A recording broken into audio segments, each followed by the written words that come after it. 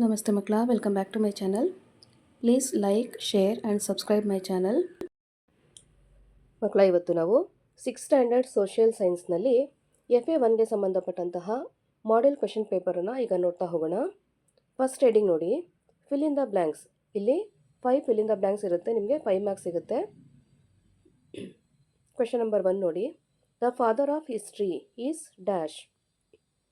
Second one, unique contribution of Indians of mathematics is dash. Question number 3, the dash was the chairman of drafting committee of Indian Constitution. Question number 4, there is a grand Hindu temple in dash Cambodia.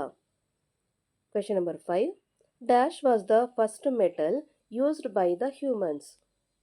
Next heading ನೋಡಿ ಮಕ್ಕಳ, answer in one word or sentence. ಇಲ್ಲಿ ನಿಮಗೆ 3 questions ಇರುತ್ತೆ, 3 marks ಸಿಗುತ್ತೆ.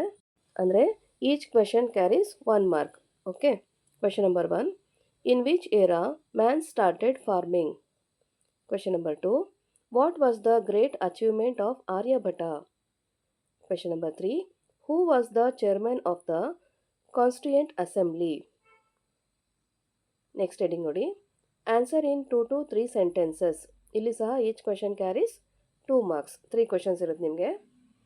Question number 1 is, which are the sources of history? Question number 2, how India is called in the Puranas? Next, question number 3, where was the world famous gigantic Buddha temple located?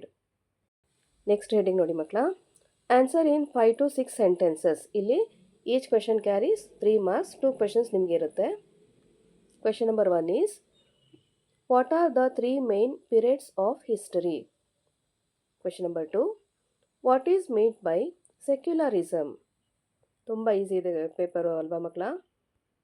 ಎಲ್ಲ ನಿಮಗೆ ಗೊತ್ತಿರೋಂಥ answer ಅನ್ಕೋತೀನಿ. First ಲೆಸನ್ನೇ ನೀವು ಓದಿದ್ರೆ almost ಎಷ್ಟೊಂದು questions ಅದರಿಂದನೇ ತೊಗೊಂಡಿರೋದಾಗಿದೆ. ನೀವು ಪಕ್ಕ score ಮಾಡೋದಕ್ಕೆ ಅನುಕೂಲ ಆಗುತ್ತೆ ಮಕ್ಕಳ. 20 ಮಾರ್ಕ್ಸ್ಗೆ ನಿಮ್ಗೆ ಆಲ್ಮೋಸ್ಟು 15 to 16 ಮಾರ್ಕ್ಸು ಫಸ್ಟ್ ಲೆಸನಿಂದಾನೇ ಬಂದಿದೆ ಅಲ್ವಾ? ಚೆನ್ನಾಗಿ ಓದ್ಕೊಳ್ಳಿ. All the best for your exams. ಈ ಒಂದು ವಿಡಿಯೋ ನಿಮ್ಗೆ ಇಷ್ಟ ಆದಲ್ಲಿ ದಯವಿಟ್ಟು ನಮ್ಮ ಚಾನಲ್ನ ಲೈಕ್ ಮಾಡಿ, ಶೇರ್ ಮಾಡಿ, ಸಬ್ಸ್ಕ್ರೈಬ್ ಮಾಡಿಕೊಂಡು ನಾವು ಹಾಕೋಂಥ ಎಲ್ಲ ವಿಡಿಯೋನ ನೋಡ್ತಾ ನಮ್ಮನ್ನು ಎನ್ಕರೇಜ್ ಮಾಡ್ತಾ ಹೋಗಿ ಮಕ್ಕಳ. Thank you for watching. Bye bye.